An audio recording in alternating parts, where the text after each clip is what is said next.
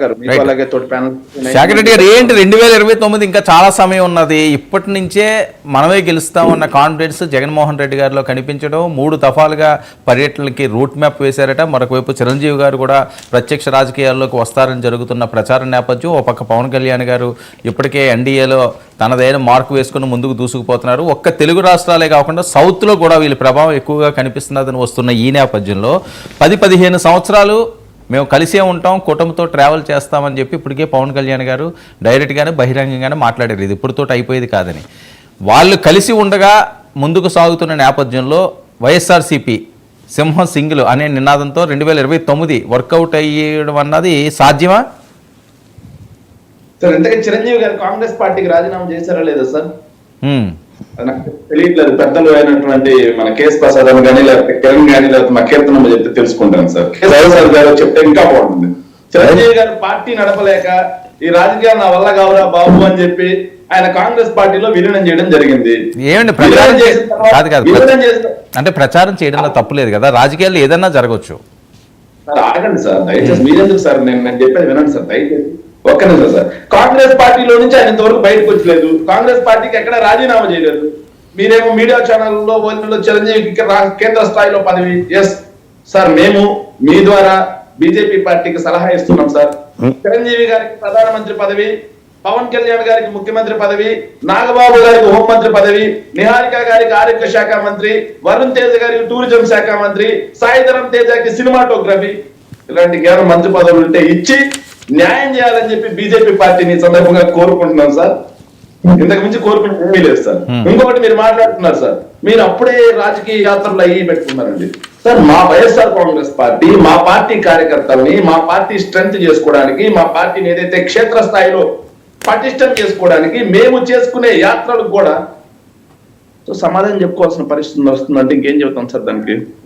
Yes 2024 ఎన్నికల్లో ఓడిపోయాం, ఓటమికి చాలా కారణాలు ఉన్నాయి, అవి మేము విశ్లేషణ చేసుకున్నాం. కార్యకర్తలు అనే అంశాన్ని, కార్యకర్తలను ఎలా మళ్ళీ పార్టీకి తీసుకురావాలి, ఎలా జవసత్వాలు నింపుకోవాలి, పార్టీని క్షేత్రస్థాయిలో ఎలా నిర్మాణాత్మకంగా మేము నిర్మించుకోవాలి అన్న సదుద్దేశంతో జగన్మోహన్ రెడ్డి గారు జిల్లా యాత్రలు పెట్టుకుంటున్నారు. జిల్లా యాత్రలకు వెళ్ళిన సందర్భంగా జిల్లా యాత్రలో కూడా అక్కడి ప్రజల యొక్క సమస్యల పట్ల అడ్రస్ చేయాల్సినటువంటి అవసరం కూడా ఉంది. ఖచ్చితంగా అడ్రస్ చేస్తారు, దాంట్లో నో డౌట్. ఒకవైపు పార్టీని పునర్నిర్మించుకుంటూ మరో పక్క ప్రజల పట్ల ప్రజా పక్షాన పోరాటం చేయడమే ఈరోజు వైఎస్ఆర్ కాంగ్రెస్ పార్టీ విధి విధానం. ఇంకోటి చెప్తున్నాం సార్, ఏంటి కలిసి ఉంటారని. ఎస్, మేము వాళ్ళు కలిసి ఉన్నామనే చెప్తున్నాం కదా సార్, విడిపోమని మేము ఎక్కడ చెప్పట్లేదు. వాళ్ళు కలిసి ఉన్నామనే మేము చెప్తున్నాం. ఎస్, ఇన్నాళ్ళు ఆడిన దోబూచులాటలు చాలు, మీరు కలిసి ఉంటే. కానీ ఇక్కడ ఒక ఆశ్చర్యకరమైనటువంటి ఒక విషయం నడుస్తా ఉంది సార్. సార్ వీళ్ళు కలిసే ఉన్నారు సార్, వీళ్ళు కలిసే ఉన్నారు, కానీ నిర్ణయాలు మాత్రం వేరుగా వస్తున్నాయి సార్. చంద్రబాబు నాయుడు గారు తెలుగుదేశం పార్టీ నిర్ణయాలు ఒక విధంగా ఉంటున్నాయి, పవన్ కళ్యాణ్ గారు జనసేన పార్టీ నిర్ణయాలు ఒక రకంగా ఉంటున్నాయి.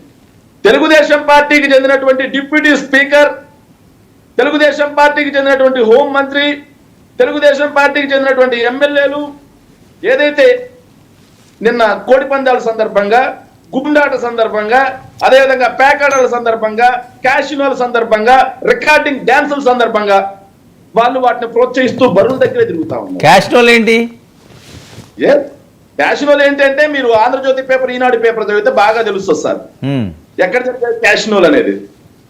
రామవరప్పాడు ఎక్కడ సార్, మన విజయవాడ పక్కన ఆనుకొని ఉంటుంది సార్ రామవరప్పాడు అని చెప్పి. అక్కడ నిర్వహించిన క్యాషినోనా కాదా అని ఆ పక్క ప్రాంతంలో ప్రజలను అడిగితే చెబుతారు.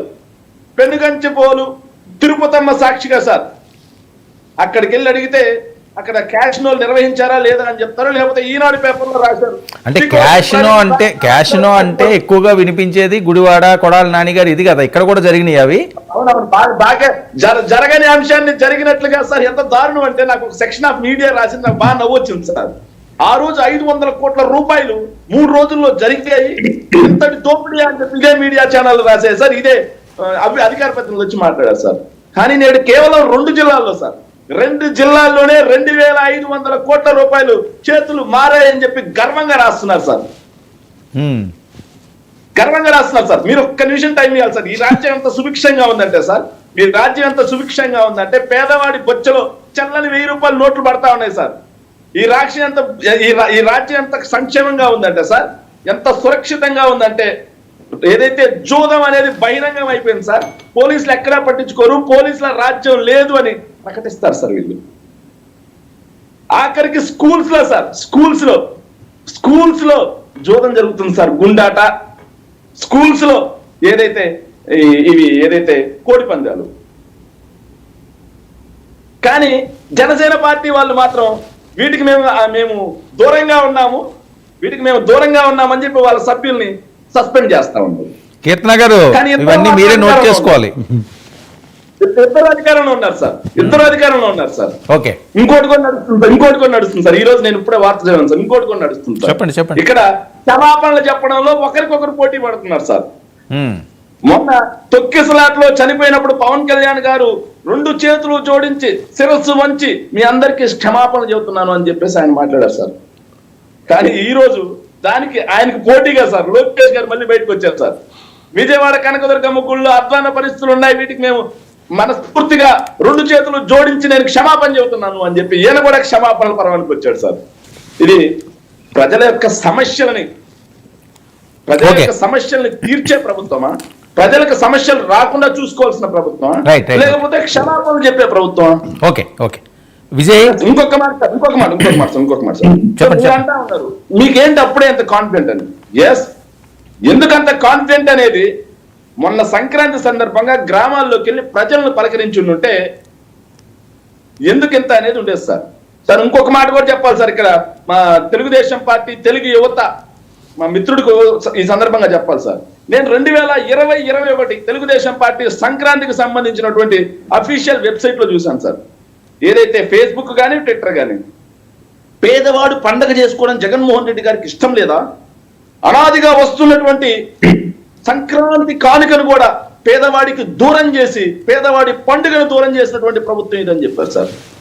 కానీ పాపం సార్, వీళ్ళు మాత్రం ఇంకా సంక్రాంతి కానుక లేదు సార్, మేమిచ్చిన అమ్మఒడి లేదు సార్, మేమిచ్చిన రైతు భరోసా ఇలేదు సార్, మేమిచ్చిన మత్స్యకార భరోసా ఇలేదు సార్, మేమిచ్చిన సంక్షేమ పథకాల్లో ఏ ఒక్కటి నెరవేర్చలేదు సార్.